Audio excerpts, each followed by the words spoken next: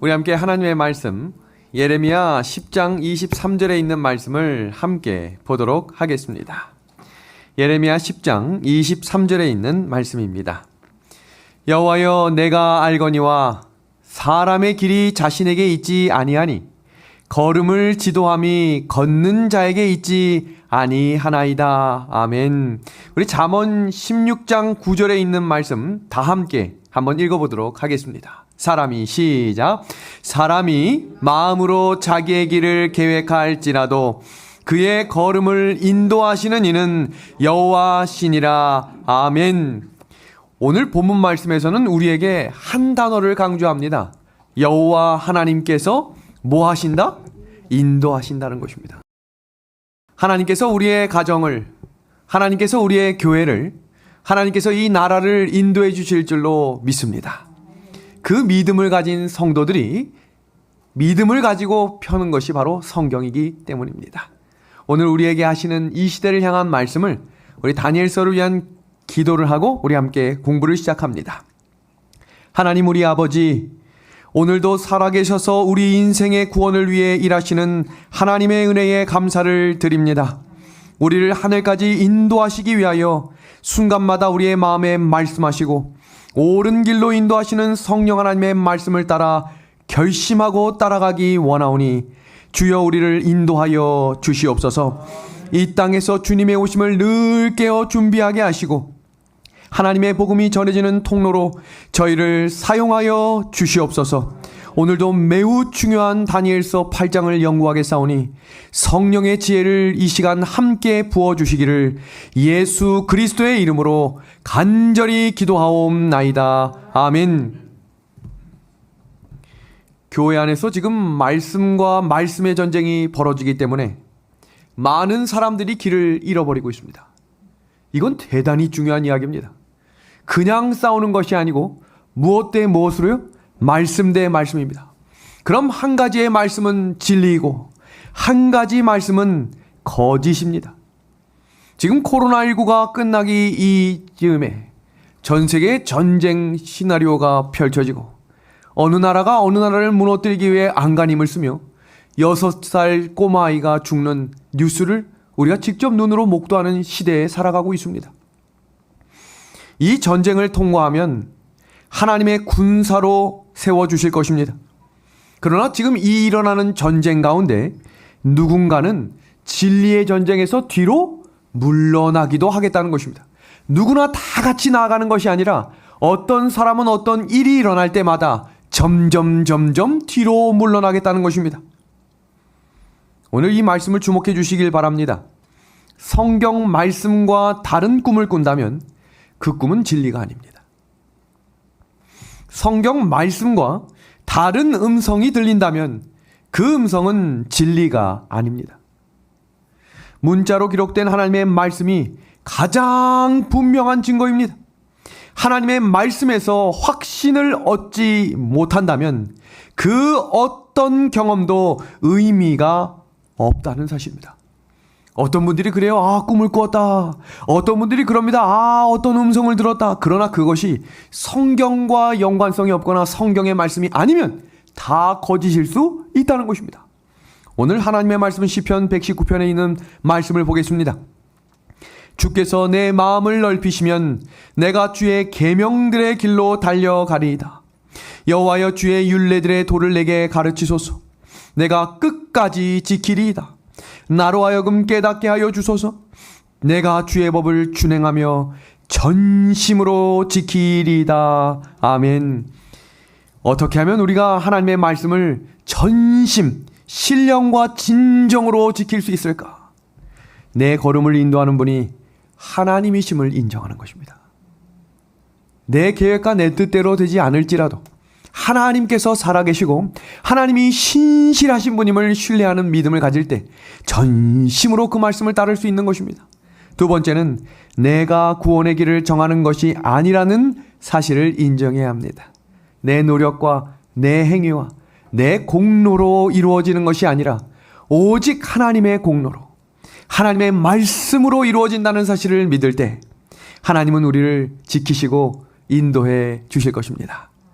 그 말씀이 오늘 본문 성경 말씀, 사람이 마음으로 자기의 길을 계획할지라도 그의 걸음을 인도하시는 이는 누구이심을 여호와심을 고백하는 것입니다. 우리가 다니엘 2장의 신상 예언과 함께 다니엘 7장에 대한 공부를 마무리했습니다. 이 계시에 대한 기록은 반드시 천사가 그 말씀을 해석했고 다니엘 2장과 7장과 8장은 병행 구조로 사다리 구조로 동일하게 이루어지고 있음을 저희가 함께 공부했습니다. 다니엘 2장과 7장의 결론을 다시 한번 공부하고 다니엘 8장을 넘어갑니다. 왜냐하면 다니엘 2장과 7장의 결론이 곧 다니엘 8장의 결론과 동일하기 때문입니다. 한번 볼까요? 다니엘 2장의 결론입니다. 이 열왕의 때에 하늘에 하나님이 한 나라를 세우시리니 이것은 영원히 망하지도 아니할 것이요 그 국권이 다른 백성에게로 돌아가지도 아니할 것이요 도리어 이 모든 나라를 쳐서 멸하고 영원히 서겠다. 한 나라가 돌나라가 이 땅에 내려오는 것을 다니엘 2장의 끝으로 이야기하고 있습니다. 다니엘 7장의 그 작은 뿔의 만행과 작은 뿔의 그 공격과 핍박의 끝이 어떻게 났는가? 가장 마지막 말씀이죠. 그러나 심판이 시작된 즉 그는 권세를 빼앗기고 끝까지 멸망할 것이요 나라와 권세와 온 천하 열국의 위세가 지극히 높으신 자의 성민에게 붙임바 되리니 그의 나라는 무슨 나라라고 이야기합니까? 영원한 나라다. 이 영원한 나라가 뭐로부터 온다고 이 붉은색 네모 박스에 넣어놨습니까? 심판입니다. 그래서 다니엘 이어지는 8장에서도 심판에 대한 얘기가 다시 한번 나오면서 이 세상의 끝이 일어날 것을 예언해주고 있다는 것입니다. 다니엘 7장과 8장은 지금 이 시대를 향한 하나님의 말씀을 기억해야 합니다. 지금 이 그림 속에 다니엘 2장과 8장은 예수님의 재림과 심판에 대해 말씀하시며 그 글을 이렇게 정의 내리고 있습니다. 하나님을 대적하며 그 백성을 핍박하는 죄 많은 인간 나라의 역사는 하나님의 심판과 재림으로 끝난다. 지금 이 우크라이나와 러시아의 전쟁의 서막과 그 이어지는 예언에 대한 이야기를 준비하고 있습니다. 그 전쟁은 도대체 어떻게 끝날까? 그리고 그 전쟁 다음은 어떤 일이 또 이루어질까? 그것이 다니엘 8장 예언 속에 분명하게 기록되어 있습니다. 사단의 최종 목표는 예수님과 이 땅의 모든 선의 세력을 멸절시키고 자신의 정부라는 건 법이 있다는 거죠. 하나님의 법이 완전히 폐해지고 자신의 법이 이 땅에 세워지는 것을 최선을 다해 노력합니다. 그 나라의 법을 세우기 위해 공격하는 그 자리가 어디냐면 바로 성소입니다. 왜냐하면 성소가 구원의 원리를 기록해 두었기 때문입니다. 그 구원의 원리를 지워버리고 그 구원의 원리를 삭제해버리면 사단의 역사가 가장 강력하게 일어나는 것입니다. 이 다니엘서 2장, 7장, 8장, 9장, 10장, 12장의 이 도표, 이 구조를 한번 같이 봐주시면 2장과 7장과 8장, 9장은 거의 동일하게 똑같은 역사의 과정을 반복해서 기록하고 있습니다. 그런데 여기서 한 가지 특별한 사실은 다니엘 8장과 9장에서는 바벨론에 대한 예언이 없고 바로 메데바사의 예언으로 시작된다는 것입니다. 왜 그럴까? 그 이유는 다니엘 8장 1절과 2절을 읽으시면 바로 그 이유가 나옵니다. 우리 그 장면을 좀 같이 보겠습니다. 다니엘은 바벨론이 쇠퇴하여 가고 있는 벨사살 왕 3년에 다니엘 8장의 이상을 보았습니다. 이 말은 무슨 말입니까? 이제 지금 거의 끝자락에 온 것입니다. 그렇기 때문에 이제 바벨론의 역사는 의미가 없어지게 된 것입니다. 이러한 이유 때문에 다니엘 8장의 예언에는 2장과 7장에 나오는 바벨론, 그 바벨론은 등장하지 않고 메데 페르시아로 바로 시작하는 것입니다. 또 여기 매우 중요한 한 사실이 있죠. 그것은 바로 이 장면입니다. 여태까지 다니엘 2장과 7장에 나오는 모든 짐승들은 다 어떤 짐승이었습니까? 무섭고 괴팍하고 파괴적인 짐승이 나왔습니다. 그런데 다니엘 8장에 나오는 짐승들은 숫양과 숫염소, 매우 선하고, 어디에서 사용되는 동물이 나옵니까? 성소에서 사용되는 동물이 나온다는 큰 차이가 있는 구절입니다. 왜 그럴까? 이 도표를 좀 주목해서 봐주시길 바랍니다. 다니엘 2장과 다니엘 7장은 방금 전에 보신 것처럼 재림과 심판으로 끝이 났습니다. 이 다니엘 8장에서도 동일하게 인간 나라는 심판으로 종결되고 천국으로 건설되는 것입니다. 지금 이 세상에서 일어나는 이해할 수 없는 모든 장면들이 누구의 오심으로? 예수님의 재림하심으로 심판의 자리가 열려지게 될 것입니다. 이것을 좀 역사적인 장면으로 좀 살펴보겠습니다. 여기 한번 봐주시겠습니까? 역사적인 의미로 보면 다니엘서 2장은 일반적인 세계 역사를 역사의 순서대로 기록하는 장면입니다. 다니엘 7장은 종교와 결부된 세계사로 다니엘 7장의 예언이 이루어졌습니다. 그럼 다니엘 8장은 어떤 내용인가? 구속사적 관점에서 세계사를 기록하고 있는 것입니다. 그러니까 각각의 내용들이 정의 내리고 강조하는 내용들은 조금씩 차이가 있습니다. 오늘 우리가 배우는 다니엘 8장은 구속사적 역사의 세계사입니다. 자, 그러면 다니엘 8장 2절을 하나씩 시작하겠습니다. 함께 볼까요? 내가 이상을 보았는데 내가 그것을 볼 때 내 몸은 엘람도 수산성에 있었고 내가 이상을 보기는 을레 강변에서라 라고 되어 있습니다. 자, 여기 보겠습니다. 이 지도를 좀 봐주십시오. 다니엘이 이상을 볼 때 실제로 있었던 곳은 을레 강변입니다. 그런데 여기 이 자리를 좀 봐주십시오. 그런데 이 엘람도 수산성은 다니엘이 이상 중에 간 곳입니다. 여기 이 장면을 주목해서 봐주시면 수산성은 바벨론 동쪽 약 350km 지점에 위치한 곳입니다. 이 말은 전혀 다른 곳으로 이동하여 그 이상을 보기 시작했다라는 것입니다. 그럼 도대체 어떤 이상을 보았을까? 이어지는 장면 3절의 말씀입니다. 내가 눈을 들어본즉 강가에 두 뿔을 가진 뭐가 있었습니까? 순양이 섰는데 여기 이 구절을 보면 두 뿔이 다 길었음을 의미하고 두 번째 한 뿔이 더 길었다라고 이야기합니다. 또 다른 것은 긴 것이 나중에 난 것인데 이것은 서쪽, 북쪽, 남쪽을 향하여 받았고 그것을 당할 짐승이 없었음을 이야기하고 있습니다. 이 장면과 이어서 나오는 5절의 말씀을 보겠습니다. 한 수념소가 서편에서부터 와서 온 지면에 두루다니되 땅에 닿지 않았다라고 이야기합니다. 얼마나 빨랐는지 신속하고 빠른 속도로 정복해가는 과정을 이야기합니다. 여기 보십시오. 두 눈 사이에 현저한 뿔이 있었고 두 번째 먼저 나온 순양을 짓밟았으며 세 번째입니다. 나중에 그 뿔이 꺾이고 네 뿔이 나왔음을 이야기하고 있습니다. 이 계시에 대해 성경 자체적으로 해석을 하고 있는데 20절부터 22절의 말씀을 함께 보겠습니다. 내가 본 바 두 뿔 가진 순양은 곧 메대와 바사 왕들이요. 정의를 내리고 있죠.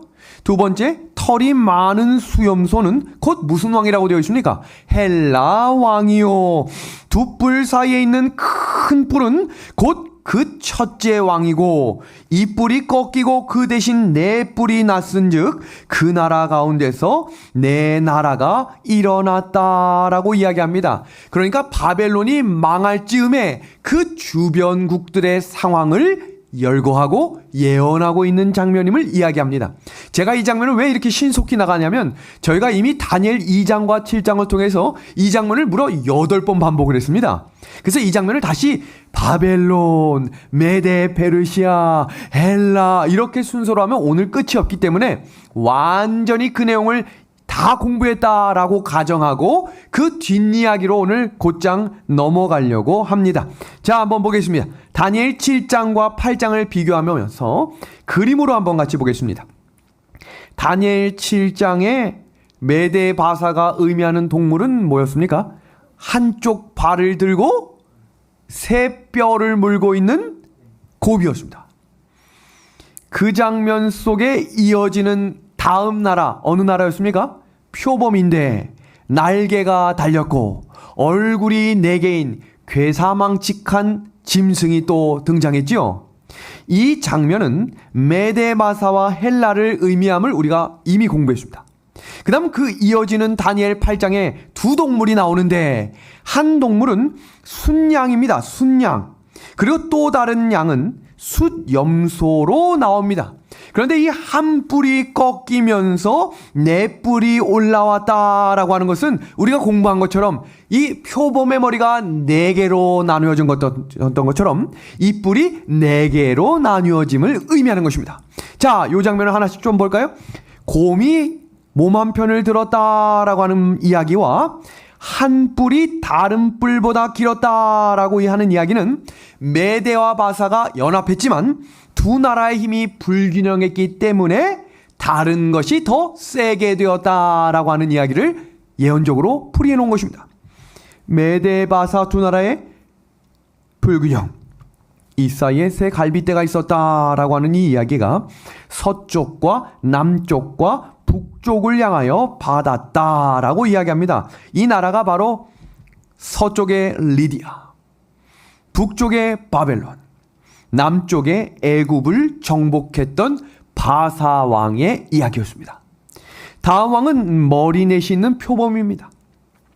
여기 현저한 뿔이 4개가 있었는데 여기 알렉산더가 죽을 때에 더 힘센 자가 나라를 가지라 라고 이야기했을 때 4명의 장군들이 피 터지는 싸움을 통해 그 나라가 4쪽으로 쪼개졌음을 저희가 함께 공부했죠. 그 이름이 프톨레미, 카산드로스, 셀류쿠스, 리시마커스. 잠시 후에 이 내용을 지도로 하나씩 살펴보도록 하겠습니다.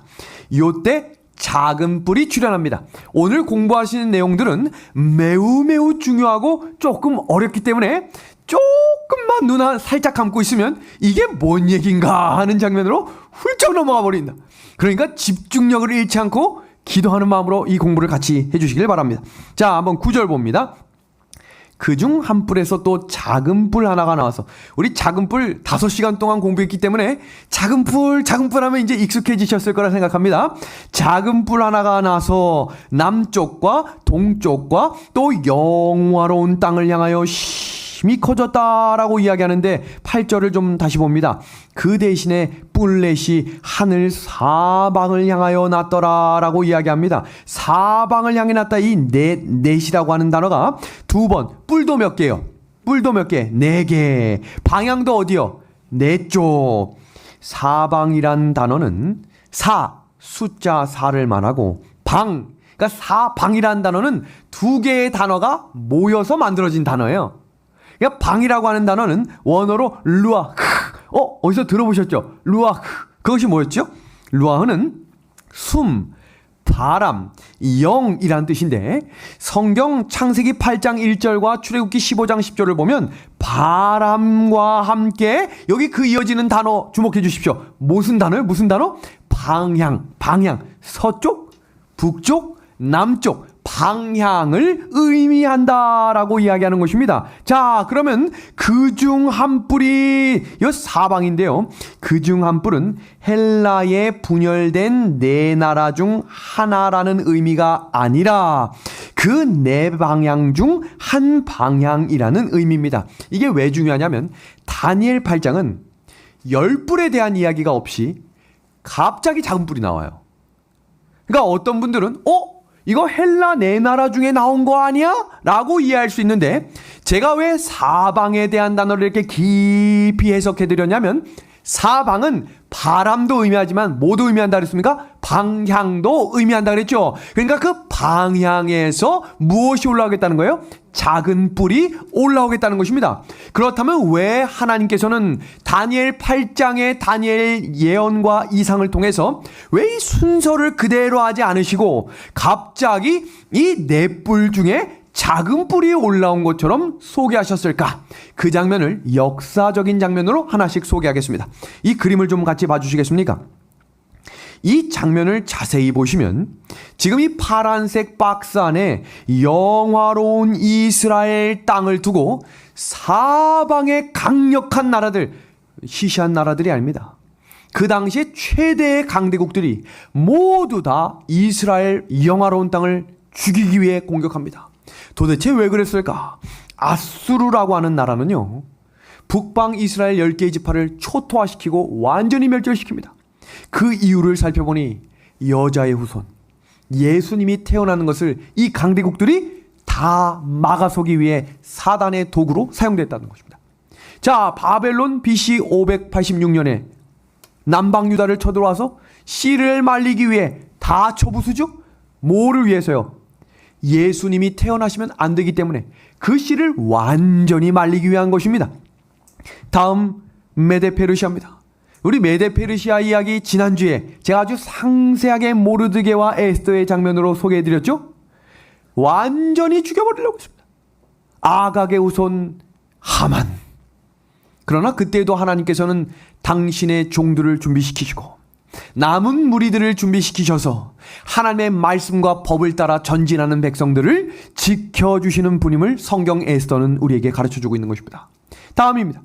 이제 그리스가 와서 이제 몸만 죽이려고 하는 것이 아니라 무엇까지요? 무엇까지? 정신과 사상을 지배하기 위해 헬라 철학과 헬라 사상을 이 땅에 완전히 침투시킵니다. 그러나 그때에도 하나님께서는 그의 백성들을 지키셨습니다. 이제 드디어 괴물이 등장하죠. 그 괴물은 10뿔을 가진 괴물입니다. 이 괴물이 등장해서 처음에 누구를 죽입니까? 실제로 예수님을 십자가에 못 박아 죽입니다.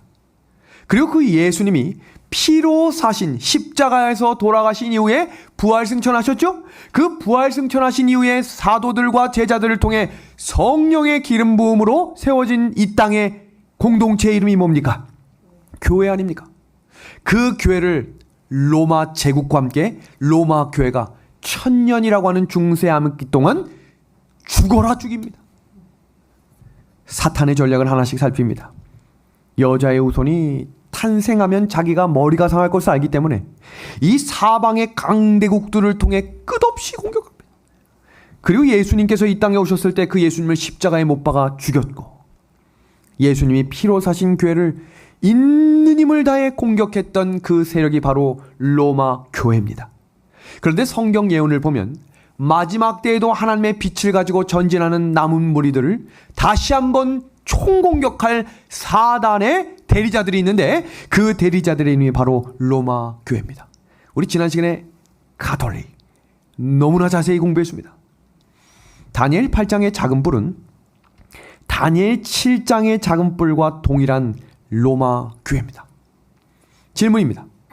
그렇다면 다니엘 8장에는 왜 로마와 열국이 등장하지 않을까? 제가 항상 말씀드렸죠. 성경의 예언은 무엇으로 풀어야 한다? 성경입니다. 그러니까 성경 다니엘 2장과 다니엘 7장과 다니엘 8장은 동일한 선상으로 이어져야지 갑자기 다니엘 8장에 다른 해석이 나와버리면 이 성경의 연결성이 끊어져 버리는 것입니다. 다니엘 2장을 한번 복습합니다. 다니엘 2장에 종아리가 철이었죠? 근데 그 종아리부터 이어지는 10발가락도 무엇과 무엇이 섞였습니까? 철과 진흙이 섞였습니다. 그 말은 로마의 정신과 로마의 사상이 그대로 전수된 로마 교회가 여전히 활동하는 것입니다. 자, 그 다음 이 장면이죠. 10뿔 중에 한 뿔이 올라와 세 뿔을 완전히 뽑아냈던 이 작은 뿔. 그래서 이 작은 뿔도 로마의 정신과 로마의 사상을 그대로 가지고 일어났던 로마 교회 교황권을 의미한다라고 우리가 명확히 공부했습니다. 자, 여기 보십시오. 로마 제국과 로마 교회는 예언의 구조상 동일체입니다. 그렇다면 다니엘 8장에 나오는 이 작은 뿔은 도대체 무엇을 의미하는가? 성경 11절 12절입니다. 또 스스로 높아져서 이 장은 다니엘 8장입니다. 군대의 주제를 대적하고 명확하죠? 그에게 매일 드리는 제사. 그러니까 다니엘 8장은 성소에 대한 이해가 없으면 이해할 수 없는 챕터입니다.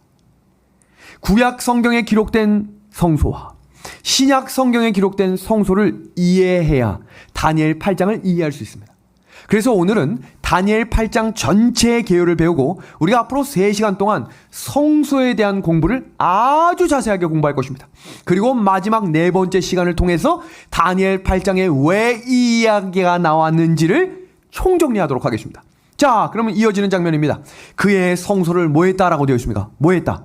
헐었으며 범죄함을 인하여 백성과 매일 드리는 제사가 그에게 붙임 바 되었고 그것이 또 진리를 땅에 던지며 자의로 행하여 형통하였더라. 이 본문 구절에는 작은 뿔이 무엇을 집중적으로 공격하고 있는 장면 같습니까? 성자로 시작하고 소자로 끝나는 성소입니다. 아주 중요합니다. 헐었다라고 이야기하죠. 그리고 대적했다, 매일 드리는 제사, 그리고 제사, 계속 반복적으로 쓰는 이 단어들은 모두가 다 성소에서 사용되는 단어입니다.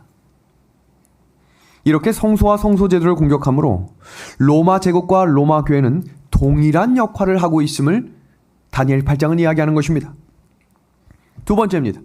다니엘 8장의 작은 뿔의 역할은 주로 성소와 성소 제도를 공격합니다. 이 점에 있어서 로마 제국과 로마 교회는 동일한 역할을 합니다. 지금 보시는 이 두 가지의 그림은 동일한 장면입니다. 로마 제국과 로마 교회입니다. 성경 주석은 이 두 단체가, 이 두 나라가, 두 공동체가 어떤 의미와 어떤 역할을 하는지를 이렇게 주석합니다. 이 작은 뿔은 이교 로마와 교황 로마의 두 국면을 모두 나타낸다. 다니엘은 먼저 유대 백성과 초기 그리스도인들을 대항해 싸우는 로마의 이교적이고 제국적인 국면을 보았고 그 다음에는 우리 시대까지 내려와 미래까지 지속될 참 교회와 싸우는 교황 로마의 국면을 보았다. 양 로마가 제국 로마와 교황 로마가 같은 목적과 같은 성격을 가지고 성소를 공격하기 때문에 성경은 하나의 로마로 보고 있다는 것입니다. 여기 작은 뿔의 출현을 좀 같이 봐주시길 바랍니다. 구절을 봅니다. 그중 한 뿔에서 또 작은 뿔 하나가 나서 남쪽과 동쪽과 또 영화로운 땅을 향하여 힘이 커지더니, 여기서 중요한 것은 로마 제국과 로마 교회가 어디서 나왔는가라는 것인데요. 지금 여기 단어들 보이시죠? 리시마커스, 가산더, 셀류쿠스, 프톨레미입니다. 그 중에서 맨 위에 있는 이곳에서 작은 뿔, 로마 제국과 로마 교황이 일어나서 내려온 것입니다. 그것을 작은 뿔 하나가 나서라고 하는 장면으로 방향, 아까 사방의 방향을 의미하는 내용으로 정리해드렸습니다. 자, 그러면 여기 보십시오. 여기가 바로 영화로운 땅, 이스라엘 백성의 땅들이었는데 거기서부터 이쪽 전체 지역을 관장하며 끝없는 공격으로 총공격을 퍼붓습니다. 그럼 여기서 우리가 방금 읽었던 11절과 12절에 나오는 7가지의 성경 내용들을 이교 로마와 교황 로마의 장면으로 하나씩 분석하고 넘어가도록 하겠습니다. 첫 번째입니다. 성소에 대한 공격인데요. 두 로마가 모두 성소를 공격합니다. 이교 로마는 어떻게 공격했습니까? 실제로 눈에 보이는 하나님의 성전을 파괴합니다. 교황 로마는 성소에 나타난 구속의 원리를 파괴해버립니다. 뭐라고 이야기합니까? 다른 방법으로 구원의 길이 열렸다고 말합니다. 오늘날에도 동일하죠? 예수 외에도 구원의 길이 열려있다. 아주 위험한 발언입니다. 두 번째입니다. 두 로마는 모두 성도를 핍박합니다. 이교 로마는 어떻게 핍박했습니까? 초기 교회 시대의 하나님의 백성을 있는 힘을 다해 다 잡아 죽였습니다. 그럼 교황 로마는 어떻게 했는가? 중세교회 시대의 하나님의 백성들을 무려 1000여 시간 동안 5천만 명을 죽였습니다. 세 번째 특징입니다. 그것이 하늘의 군대에 미칠 만큼 커졌다라고 이야기하고 있는데 이교 로마는 하나님 대신에 황제를 숭배하라고 강요했다 그랬죠. 여기서 나왔던 것이 태양신 숭배와 연관된 것입니다. 그럼 교황 로마는 어떻게 했는가? 교황은 자칭 자신을 성부, 하나님의 아들이라고도 부르고요. 본인을 하나님의 아들의 대리자라고도 부르는 아주 망령된 말을 하는 존재가 되었습니다. 다음, 이 일은 앞으로도 그대로 일어나겠다라고 성경은 예언합니다. 네 번째입니다. 군대와 별중의 몇을 땅에 떨어뜨리고 라고 이야기하는데요. 이교 로마는 기독교를 박해하면서 교육의 지도자들을 잡아 죽였습니다. 교황 로마는 참 그리스도인들과 교회 지도자들을 죽였습니다. 그리고 다섯 번째 특징입니다. 스스로 높아져 군대의 주제를 대적하며. 어떻게 했습니까? 이교 로마는 군대의 주제 되신 예수님을 십자가에 처형해 죽였습니다.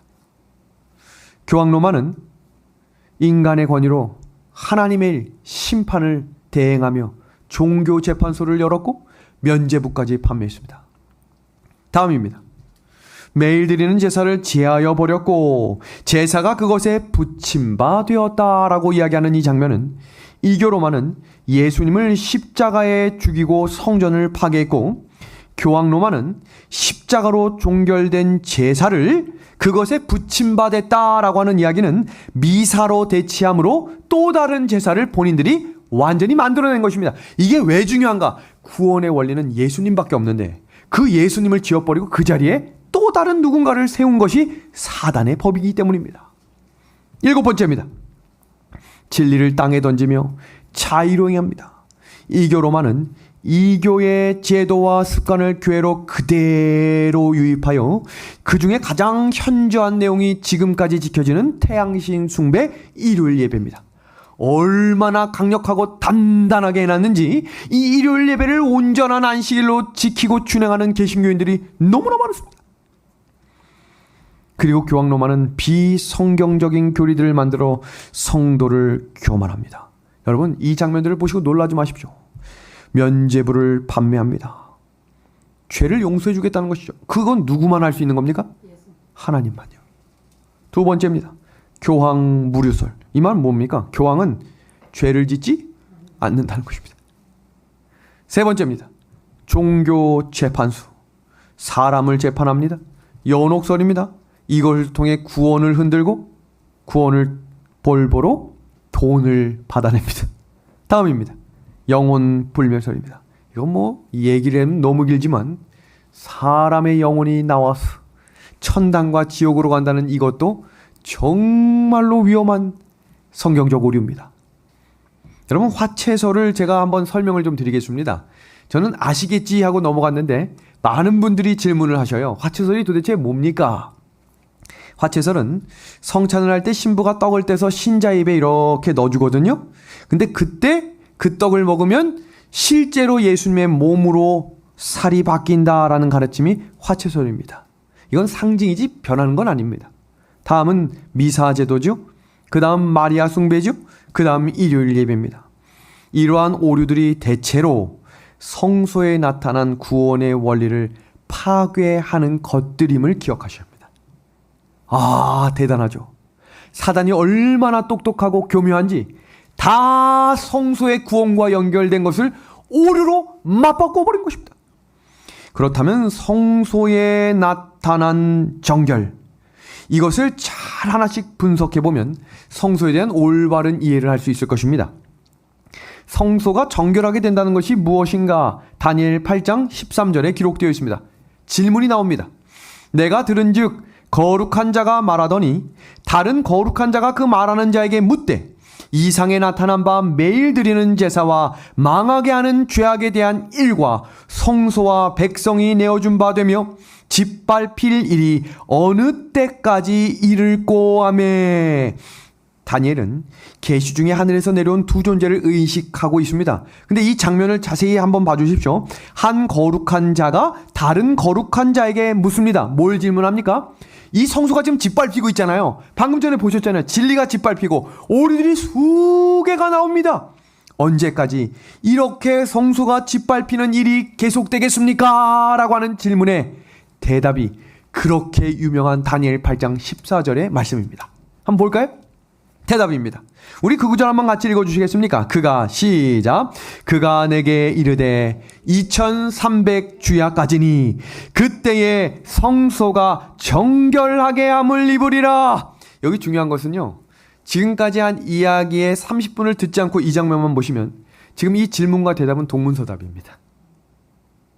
그런데 지금 성소에 대한 구원의 원리와 다니엘이 이 꿈을 꾸게 된 이유가 다니엘 2장과 7장이 병행되어 8장에 나왔다는 사실을 인식하시면 지금 이 세상의 끝이 뭐로 이르겠다는 것을 우리가 이미 알고 있죠? 하나님의 나라, 심판이죠? 지금 이것이 그것과 매우 동일한 동일선상에서의 말씀입니다.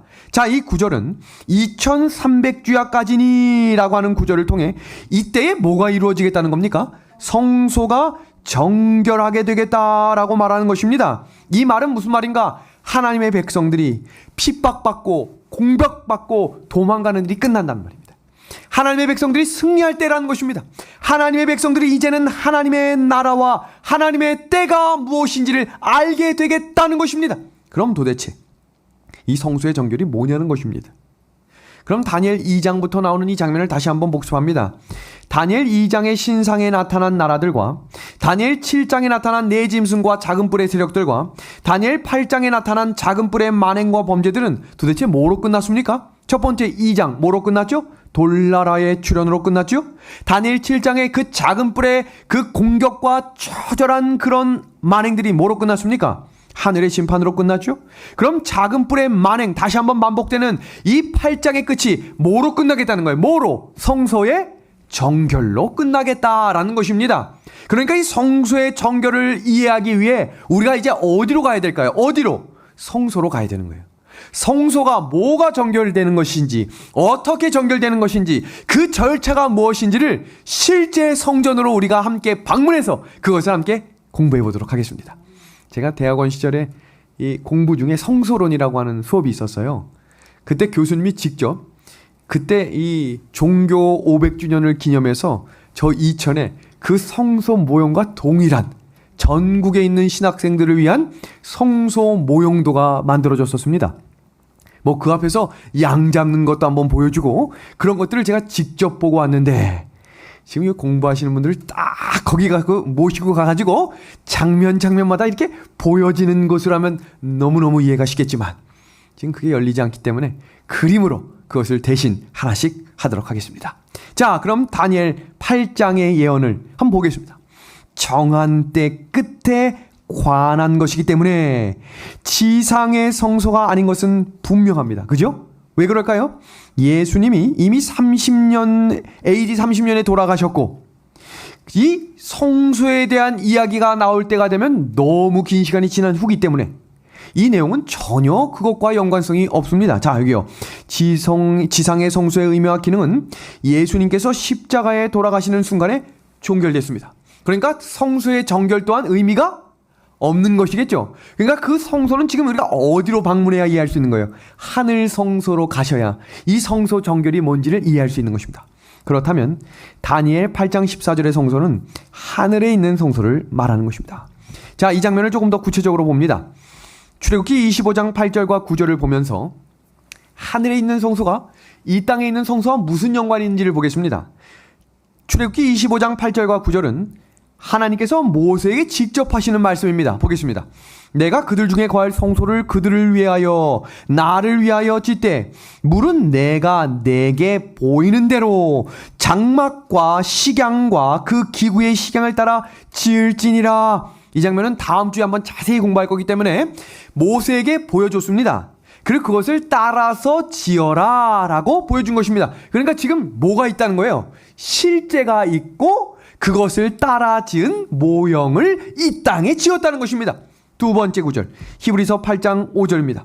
저희가 섬기는 것은 하늘에 있는 것에 뭐라고 되어 있습니까? 모형과 뭐라고 되어 있습니까? 그림자라 라고 되어 있습니다. 모형이 있다는 말은 뭐가 있단 말이에요? 원형이 있단 말이고 그림자가 있단 말은 무슨 말이 있다는 거예요? 실제가 있어야 뭐가 있는 겁니까? 그림자가 있단 말이죠. 다른 구절 봅니다. 히브리서 9장 24절입니다. 이 장면은 예수님이 이 땅의 구속 사업을 다 마치고 십자가를 완성하시고 하늘에 가실 때 하늘 어디로 가시는지를 설명하는 구절이 이 본문 구절입니다. 보겠습니다. 그리스도께서는 참것의 그림자인 손으로 만든 어디에 성소에 들어가지 아니하시고 오직 참 어디에 들어간다 그랬어요? 어디에? 하늘에 들어가사 이제 우리를 위하여 하나님 앞에 나타나시고. 정말 감사한 일 아닙니까? 이 장면을 사도 요한이 직접 봅니다. 그 책의 이름이 요한계시록이고 그 성소에서 예수님이 뭐 하시는지를 보게 됩니다. 여러분 놀랄 준비하세요. 사도 요한이 이 사도 요한계시록을 기록했던 연도가 AD 98년입니다. 예수님이 십자가에 달려 돌아가신 해가 AD 31년이니까 약 60년에서 70년 동안 예수님을 본 적이 없어요. 그런데 갑자기 밤모섬에서 그 그립던 예수님을 만났습니다. 얼마나 반가울까요? 이건 이산가족 저리 가랍니다. 이야, 예수님 도대체 어디 계셨습니까? 근데 지금 예수님이 뭐하고 계신 거예요? 성소에 계신 장면을 함께 보겠습니다. 그 감동과 그 감격을 생각하면서 이 장면을 읽어주십시오. 보겠습니다. 몸을 돌이켜 나더러 말하는 음성을 알아보려고 하여 돌이킬 때에 뭘 보았다고 되어 있어요? 7 금초대가 어디 있는 건데요? 성소에 있는 겁니다. 성소에. 촛대 사이에 인자 같으니 누굽니까? 예수님이 발에 끌리는 옷을 입고 가슴에 띠를 띠고. 얼마나 감동적이었을까요? 밤모섬에서 많이 외로웠겠죠? 근데 그 외로움 속에 예수님을 목격하는데 그 예수님이 지금 어디 계신 거예요? 하늘 성소에 계셨다는 것입니다. 하늘 성소의 정결을 이해하려면 지상 성소의 정결을 이해하시면 됩니다. 지금부터 성소 공부를 좀 간략하게 좀 하겠습니다. 지상 성소의 그림입니다. 지상 성소의 그림을 보면 성막이 있고 울타리가 있는데 울타리를 열고 이렇게 들어가 보면 그 앞에 번제단, 제단이 있어요. 그리고 지금 이 동그라미 안으로 들어가 보시면 이 천막 안쪽에 성소와 지성소 칸으로 나뉘어집니다. 그 안에 들어가면 2칸이 있는데 각각의 칸마다 떡상 분향당 금초대 그리고 휘장 너머에 법궤가 있습니다. 성소에서 주로 하던 것이 뭐였음을 기억하십시오. 제사입니다. 제사. 2가지 제사가 있습니다. 이 시간이 얼마 안 남았어요. 집중하셔야 합니다. 방송으로 보시는 분들도 집중하십시오. 지금 이 내용이 얼마나 중요한지 모릅니다. 2가지 제사입니다. 첫 번째, 레위기도 우리가 한번 공부해야 되는데 레위기 1장부터 7장까지는 매일 드리는 제사가 아주 상세하게 나와 있습니다. 이 매일 드리는 제사는 아침 저녁으로 상번제, 그래서 오전 9시, 오후 3시에 드리는 제사가 있습니다. 2번째는 매년 드리는 제사가 있습니다. 이것이 레위기 16장 29절부터 34절에 기록이 되어 있는데요. 이 아침과 저녁으로 드리는 상번제가 있고 매일 드리는 제사는 개인의 죄를 속죄하기 위해 드리는 속죄제가 있습니다. 이건 개인적인 죄입니다. 그리고 2번째, 레위기 16장에 나오는 이 매년 드리는 제사는 바로 유대력으로 7월 10일에 드리는 제사인데 그 제사의 이름을 뭐라 부르는 거예요? 뭐라고? 대속죄일이라고 부르는 것입니다. 이건 굉장히 중요합니다. 왜냐하면 성소 정결과 직결되는 것이기 때문입니다. 이 그림을 좀 봐주십시오. 죄인이 양을 가져왔습니다. 그럼 그 양을 누가 죽였는가? 죄인이 죽였습니다. 그러니까 처음으로 죄 지은 사람이 그 양 잡기가 쉬웠겠어요? 어렵겠어요? 우리 김 장로님이나 여기 있는 태섭이가 죄를 짓고 저기 뒤에 앉아 계신 사모님과 여기 앉아 계신 장로님이 죄를 지면 그 죄를 짓기 때문에 끌고 가는 양도 좀 무섭지만 그 양을 내가 직접 찔러 죽인다 생각해 보세요. 충격 아닙니까? 아무 죄 없는 양이 죽는 모습을 보고 죄를 깨닫게 하셨었어요. 양이 죽는 원리는 하나입니다. 죄인의 죄가 양에게 전수돼 그 죄값을 양이 치르는 겁니다. 양이 죄를 뒤집어 썼기 때문에 대신 죽는 것이 제사의 원리입니다. 이렇게 순하고 이렇게 하얗고 죄 없는 양이 죄인의 죄를 뒤집어 쓰고 죽음으로써 희생 제물이 되는 것인데 이때 죄가 누구에서 누구에게로 넘어가는 거예요? 나에게서 누구에게로? 양에게로 넘어가는 것입니다. 제사 제도가 복잡하지만 성경에 보면 양에서 나오는 피를 가지고 여기저기 뿌립니다. 지금부터 주목하십시오. 이 피 뿌리는 순서와 방법도 구원과 구속의 원리와 연관이 있습니다. 여기 보겠습니다. 양을 잡았죠? 피를 받았습니다. 이제 제사장이 그걸 가지고 어딜 들어갑니까? 성소로 들어갑니다. 자, 들어갔습니다. 같이 들어가시죠. 휘장이 있지요. 레위기 4장 6절을 좀 보겠습니다. 그 제사가 손가락에 그 피를 찍어 여호와 앞 곧 성소장 앞에 7번 뿌릴 것이며 라고 되어 있죠. 근데 이 구절을 현대어로 읽으니까 이렇게 되어 있어요. 손가락으로 찍어 여호와가 계시는 만남의 장막 안에 쳐놓은 휘장을 향하여 7번 뿌려라. 이거 영어 성경으로 보면요, 그 킹제임스 버전하고 NIV 버전이 다르게 되어 있어요. 그래서 제가 이걸 좀 박사님께 여쭤봤습니다. 이 내용을 어떻게 해석해야 합니까? 여쭤봤더니 구약학 박사님이 이렇게 정리를 해주셨어요. 성소 휘장 앞에 뿌리고, 그러니까 바닥에 뿌리고, 한 구절, 휘장을 향해서도 뿌리는 것이 성소 제도의 원리입니다 라고 소개받았습니다. 지금부터 제가 휘장 앞에 피를 뿌리겠습니다. 같이 뿌려주십시오. 자, 밑에 7번. 자, 그 다음에 휘장 정면으로 몇 번. 짝짝 짜자작 짝짝 뿌렸습니다. 자, 됐죠? 그 7번을 쫙 뿌린 다음에, 자, 보세요. 피를 가지고 왔습니다. 죄가 전가됐죠? 그럼 그 양이 죽었죠? 그럼 이 피가 어디로 전가된 겁니까? 이제 그 휘장으로 전가가 된 것입니다. 그럼 그 죄가 사라졌습니까? 아니면 여기에 머물고 있는 겁니까? 머물고 있는 거예요. 이게 중요한 거예요. 피를 뿌렸기 때문에 끝나는 것이 아니라 매일매일 드리는 피가 지금 어디에 머물고 있는 거예요? 휘장에 머물고 있는 것입니다. 성경 레위기 16장 33절의 말씀입니다. 지성소를 위하여 속죄하며 회막과 단을 위하여 속죄하고 또 제사장들과 백성의 회중을 위하여 속죄할지니라. 이 속죄가 대속죄일의 의미입니다. 지성소를 위해 왜 속죄하나요? 죄를 상징하는 피가 뿌려져 있는 이것을 왜 한꺼번에 끝내버리는 이 제사가 왜 필요할까요? 이어지는 성경 말씀 29절과 30절입니다. 같이 보십시오. 너희는 영원히 이 규례를 지킬지니라. 7월 곧 그 달 10일에 대속죄일이죠. 너희는 스스로 괴롭게 하고 아무 일도 하지 말되 본토인이든지 너희 중에 우하는 객이든지 그러하라. 이 날에 너희를 위하여 속죄하여 너희로 정결케 하리니 너희 모든 죄에서 너희가 다 같이 한번 읽어주십시오. 여호와 앞에 시작. 여호와 앞에 뭐하리라? 정결하리라 라고 이야기하고 있습니다. 이미 백성들은 개인의 죄가 깨끗해졌음을 선포했습니다. 왜요? 그 죄가 어디로 전가됐으니까? 양에게 전가돼서 죽었습니다. 근데 그 피를 가지고 지금 어디에 계속 뿌렸죠? 휘장에 뿌렸습니다. 이제 그 죄가 완전히 도말되는 그때가 있는데 그때가 무슨 일? 대속죄 일이라고 이야기하는 겁니다. 그 일이 이루어질 때 성소가 뭐가 된다라고 말하는 거예요. 정결하게 된다라고 이야기하는 것입니다. 영감의 글은 이 내용을 이렇게 정의 내립니다. 모형에 있어서 이 속죄의 대사업 곧 죄를 도말하는 일은 대속죄일의 봉사 곧 속죄 제물의 피의 공로로 말미암아 성소를 더럽혀 왔었던 죄를 제거함으로써 성취된 뭐라고 되어 있습니까? 붉은색 박스 성소의 정결로 예표되었다. 성소의 정결에는 특별한 제사의식이 있었습니다. 그 구절을 좀 같이 보겠습니다. 레위기 16장 7절에서 10절인데요. 또 그 두 염소를 취하여 회막문 여호와 앞에 두고 두 염소를 위하여 제비를 뽑았는데 하나는 누굴 위해 뽑았어요? 한 제비는 여호와를 위하여 뽑고 두 번째는요. 한 제비는 아사셀을 위하여 할지니 여기 그림 봐주십시오. 똑같은 염소 하나를 가져다가 제비를 뽑는 것입니다.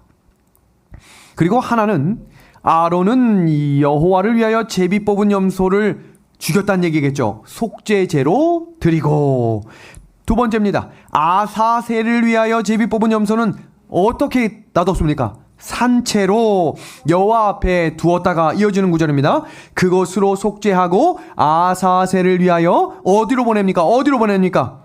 광야로 보낼지니라. 이 붉은색 밑줄 친 부분입니다. 이것이 왜 중요한가? 여기서 이야기하는 아사셀은 사탄을 의미합니다. 모든 죄를 이제 다 모았습니다. 그걸 이제 사탄을 의미하는 아사셀에게 다 전가시킵니다.